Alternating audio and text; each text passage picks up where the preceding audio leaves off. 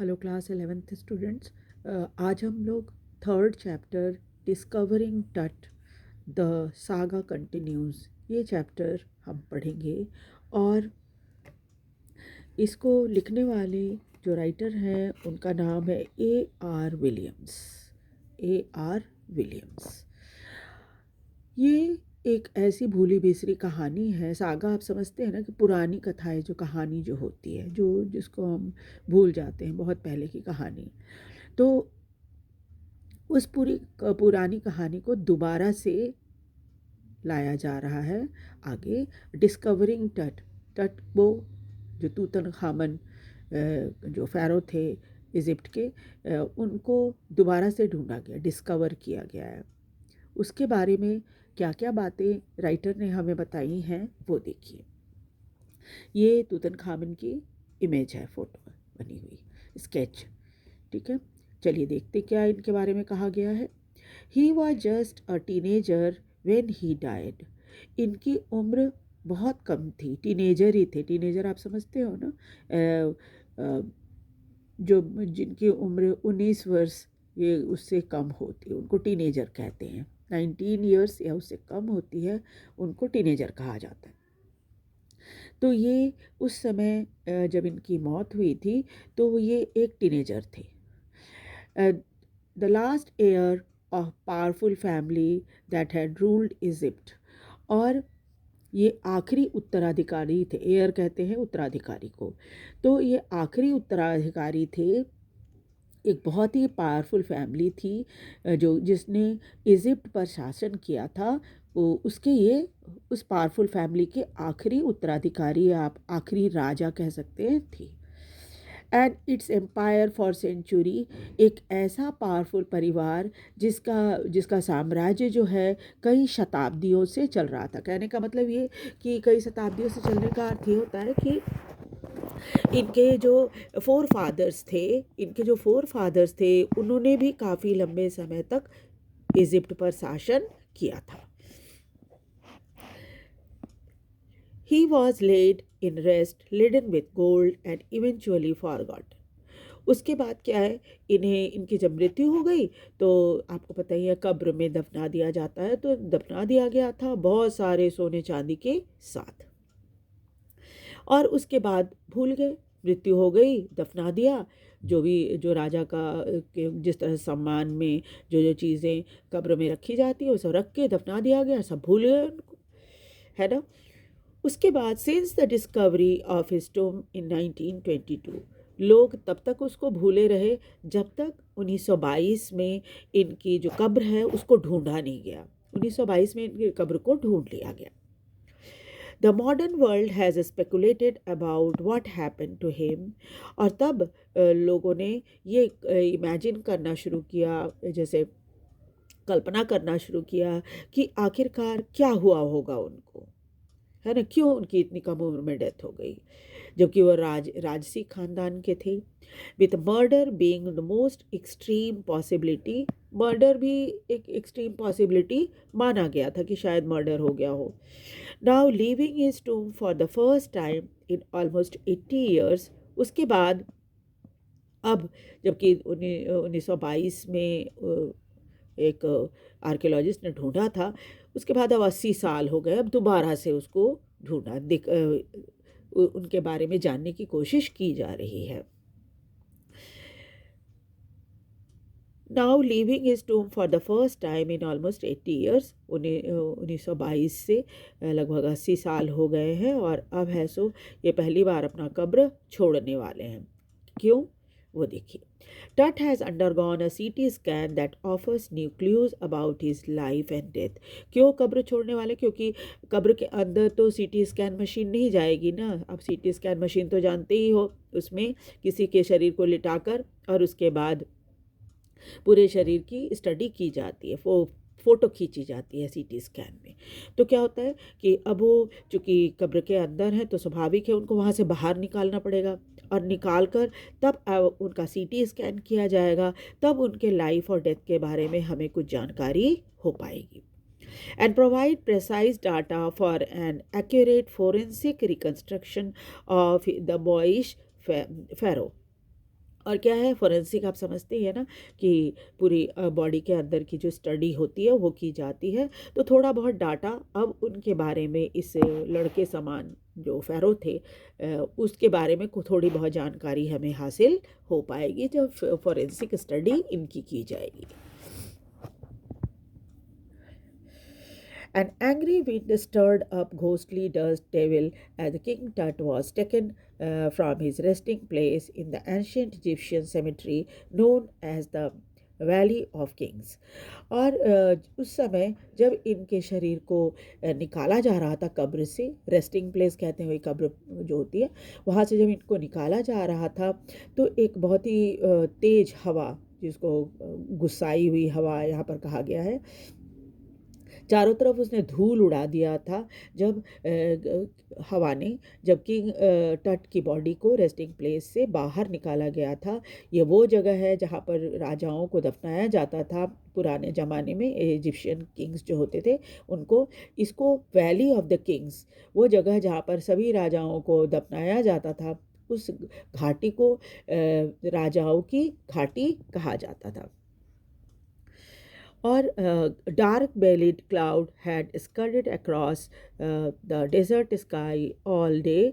और उस दिन, जिस दिन किंग टूतन खामन या जो टट है उनकी बॉडी को बाहर निकाला जा रहा था, तब क्या था कि आसमान में बादल आ गए थे और पूरे आसमान पर छा गए थे। जो डेजर्ट, ये तो पूरा डेजर्ट ही इलाका है इजिप्ट जो है, और जहाँ पर ये ममीज़ मिली हैं हमें, हम लोगों को, जिसके बारे में हम लोग पढ़ रहे हैं अभी। ये ममीज़ जहाँ पर हैं, इस जगह को वैली ऑफ किंग्स कहा जाता है। और वहाँ पर बहुत सारे पिरामिड्स हैं और पिरामिड्स के अंदर ही इन राजाओं को दफनाया गया है। Now are veiling the stars in the casket grey. और अब जो है अब बादल पूरे छा गए हैं, इस तरह से जैसे लग रहा हो कि जो कैस्केट कहते हैं जो जिसमें जेवर गहने रखे जाते हैं ना, एक बॉक्स जिसमें जेवर गहने रखे जाते हैं। तो पूरे आसमान में आसमान जो है ग्रे कलर का दिखाई दे रहा था। ऐसे लग रहा था जैसे वो एक बॉक्स हो जिसमें बहुत सारे गहने रखे हैं जो चमक रहे हैं। गहने कौन? वो सारे तारे जो आसमान में हैं। तो ग्रे कलर का बॉक्स, आसमान जो है ग्रे कलर का बॉक्स जैसा नज़र आ रहा है और उसमें जो तारे हैं वो गहने की तरह चमक रहे हैं। और ऐसी ऐसी हालत में ये सब काम वहाँ पर चल रहा था, यानी किंग टट का सीटी स्कैन होना था। It was 6 p.m. on 5 जनवरी 2005। उस दिन 6 बजे शाम का समय था, 5 जनवरी का दिन था 2005 का। The world's most famous mummy glided head first into the CT scanner brought here to probe the lingering medical mysteries of this little understood young ruler who died more than 3,300 years ago. और उसके बाद क्या है, आपको पता ही है कि उस मशीन में जब बॉडी को रखी जाती है, आप में से जिन लोगों ने सीटी स्कैन, जिनके घर में किसी का हुआ होगा या उनका खुद का हुआ होगा, तो उनको पता होगा कि जब उस पर लिटाया जाता है सीटी स्कैन मशीन में, तो क्या होता है, धीरे धीरे धीरे धीरे सरकते हुए बॉडी आपकी मशीन के अंदर जाती है। तो करीब 6 बजे शाम को लाया गया था उसके बॉडी को बाहर, और 5 जनवरी का दिन था ये। और ये सबसे फेमस ममी, जिसको धीरे धीरे करके सीटी स्कैन मशीन में डाला गया था स्कैन करने के लिए, और उसके बाद जिसको ख़ास तौर पे इस सीटी स्कैन मशीन को ख़ास तौर पर यहाँ लाया गया था उसकी मेडिकल मिस्ट्री को जानने के लिए, टट की मेडिकल मिस्ट्री को जानने के लिए। और this little understood young ruler, इस नौजवान रूलर के बारे में बहुत कम ही लोगों को जानकारी है, ज़्यादा जानते नहीं हैं हम लोग इसके बारे में।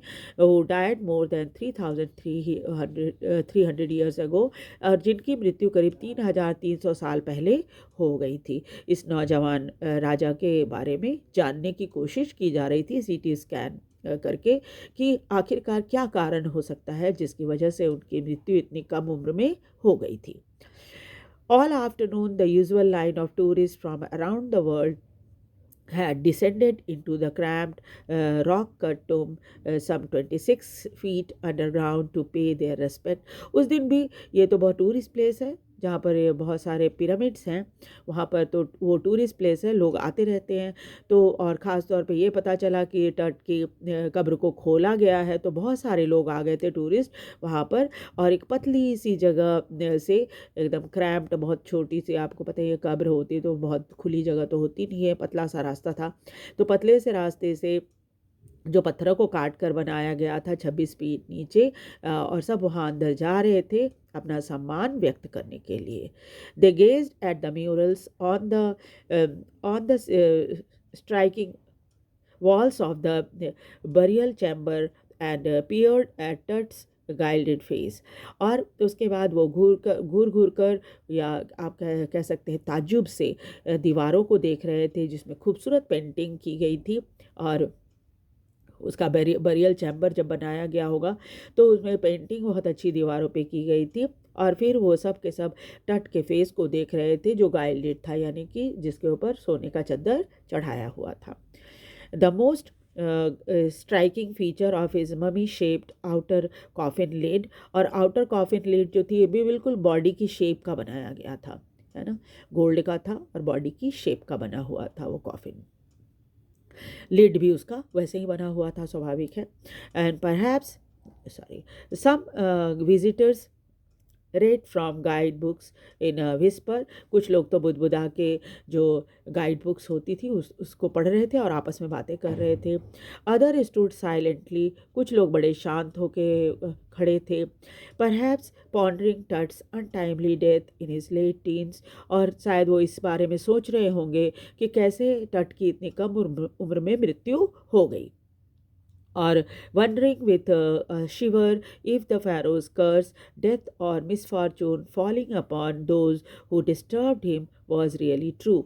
और कुछ लोग जो थे वहाँ खड़े खड़े खड़े इस चीज़ के बारे में सोच रहे थे कि एक फ़ैरो लोग का कर्ज था कि जो लोग उनको उनके रेस्टिंग प्लेस से हटाएगा तो उनके साथ कुछ बुरा होगा।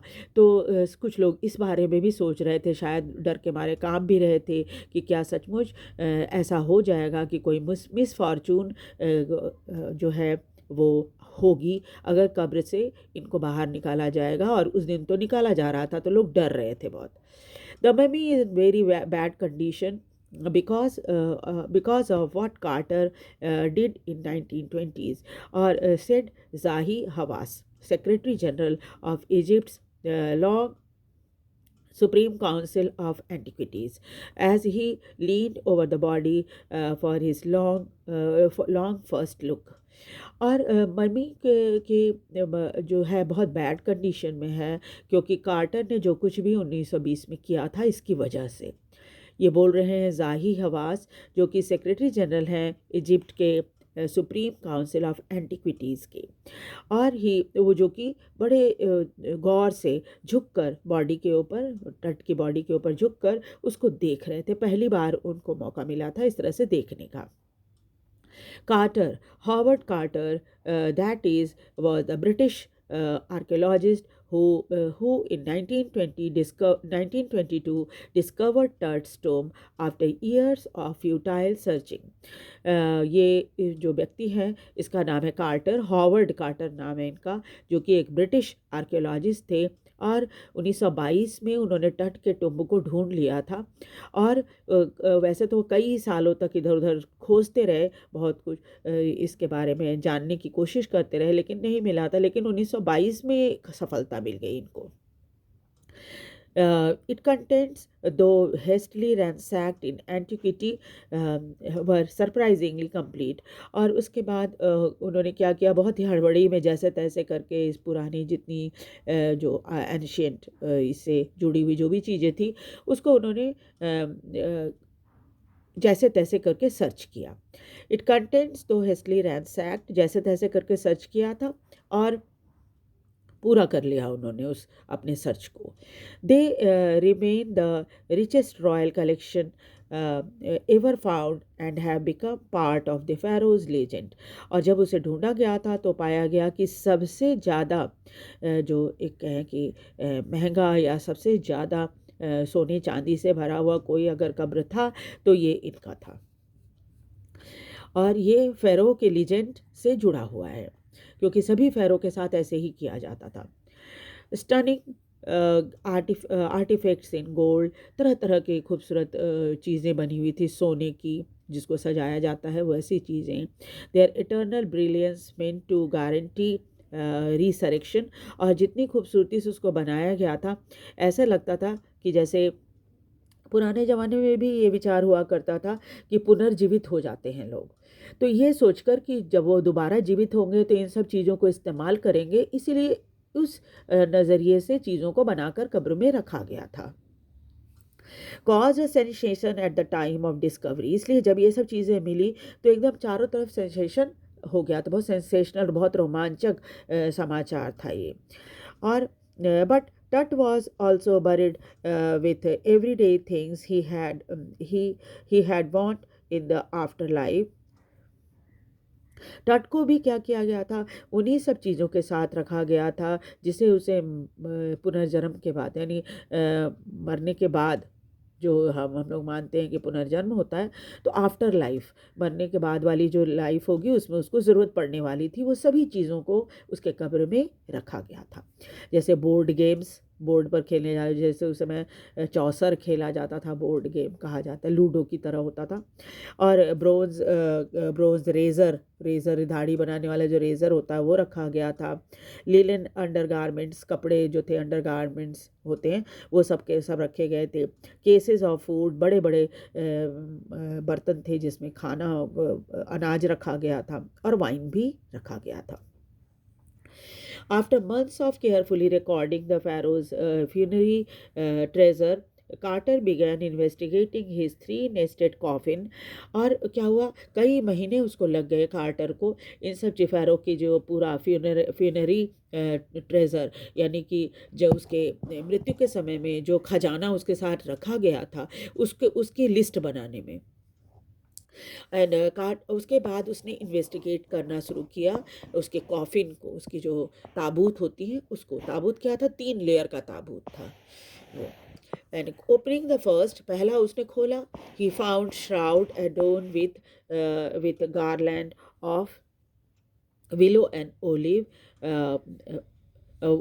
wild celery, lotus petal, and cornflowers, and the faded evidence of the burial in March or April. और जब कार्टर ने इन्वेस्टिगेट करना शुरू किया तो पहले तो 3 लेयर वाली जो उसकी कॉफिन थी उसको खोला, तो पहला ढक्कन जब खुला तो उसमें जो थे, उसने देखा कि पहले तो कपड़ा होता है, श्राउड जो होते हैं जो इससे ढका जाता है, वो उससे ढका हुआ था। उसके ऊपर माला लगी हुई थी, और माला जो थी वो विलो और ओलिव की पत्तियों की बनी हुई थी। और उसके बाद वाइल्ड सेलरी रखा गया था, अजवाइन जो बोलते हैं हम, वो रखा गया था। लोटस पेटल, कमल के पत्ते रखे गए थे, फूल के पत्ते, एंड कॉर्नफ्लावर्स रखा गया था। इसके अलावा क्या था, कुछ थोड़ी सी एविडेंस, इन सब चीज़ों को देखकर हमें ये पता चलता है कि शायद उसकी जो जब डेथ हुई होगी और उसे दफनाया गया होगा तो वो मार्च या अप्रैल का महीना होगा। When he finally reached the mummy, though he ran into trouble, लेकिन क्या हुआ, किसी तरह से तीनों जो था ताबूत का तीनों हिस्सा जब उसने खोला तो जब उसके बॉडी तक पहुंचा वो, तो एक प्रॉब्लम उसके साथ शुरू हो गई। The ritual resin had harden, cementing Tut to the bottom of his solid gold coffin. अब क्या था, उस समय रिचुअल हुआ करता होगा इस तरह से, जिसमें क्या था कि जिसकी मौत होती है उसके सीने के ऊपर रेजिन, आप समझते हो ना, रेजिन एक तरह का ड्राई फ्रूट होता है, वो पूरा उसके सीने पर सजाया गया था। उस समय ऐसा ही रिचुअल हुआ करता होगा, तो सजा रखा गया था, जो कि अब सूख गया था, और सीमेंट की तरह उसके पूरे बॉडी को उसने क्या किया था, कॉफिन में चिपका दिया था बिल्कुल। और the ritual resin has harden, वो सूख गया था बिल्कुल, cementing Tut to the bottom of his solid gold coffin. और तीसरी जो कॉफिन थी जिसमें टट को रखा गया था वो पूरी सॉलिड गोल्ड की थी, और उससे क्या हुआ था, इस रेजिन की वजह से उसकी पूरी बॉडी गोल्ड्स के अपने गोल्ड कॉफिन के साथ चिपक गई थी। The no amount of legitimate force could move them, Carter wrote later what was to be done. तो और उसने बाद में कार्टर ने अपनी किताब में लिखा कि कोई भी ऐसा तरीका नहीं था जिससे हम ज़बरदस्ती खींच कर उसकी बॉडी को बाहर निकाल पाते। और तब हम क्या कर सकते थे? तो उसने क्या उपाय देखा? The sun came can heat down like a hammer this far south to south in Egypt. और इजिप्ट का जो ये साउथ वाला इलाका है, यहाँ पर बहुत तेज गर्मी पड़ती है। तो कार्टर के दिमाग में एक आइडिया आया। उसने सोचा, Carter try to use it to loosen the resin. उसको लगा कि ये तो रेजिन है, ड्राई फ्रूट है, अगर हम इसको धूप में रख देंगे तो हो सकता है कि वो पिघल जाए, ढीला पड़ जाए। For several hours he set the mummy outside in blazing sunshine that heated it to 149 degree Fahrenheit. और इसलिए क्या किया, उसने मम्मी को बाहर निकाल कर रख दिया धूप में, ये सोचकर कि थोड़ा ढीला पड़ जाएगा ये। और उस समय वहाँ का टेम्परेचर जो था वो 149 डिग्री फ़ारेनहीट था। नथिंग बज्ड, लेकिन इतना कुछ करने के बावजूद भी कुछ नहीं हुआ। He reported with a scientific detachment that the consolidated material had to be chiseled away from beneath the limb and trunk before it was possible to raise the king's remains. और तब उसको लगा कि अब क्या है कि बॉडी के नीचे वाला जो हिस्सा है उससे खुरच कर उसके हाथों को और उसके ट्रंक को, यानी बॉडी का बीच वाला हिस्सा तो होता है वो, इन सबको है सो खुरच कर निकालना पड़ेगा, तभी उसके शरीर को उसके कॉफिन से बाहर निकाला जा सकता है। So in the next class will continue with the chapter. आपको कैसा लग रहा है ये कहानी, आप मुझे ज़रूर बताएं कमेंट करके, और वीडियो को लाइक और सब्सक्राइब भी ज़रूर करें। Thank you very much.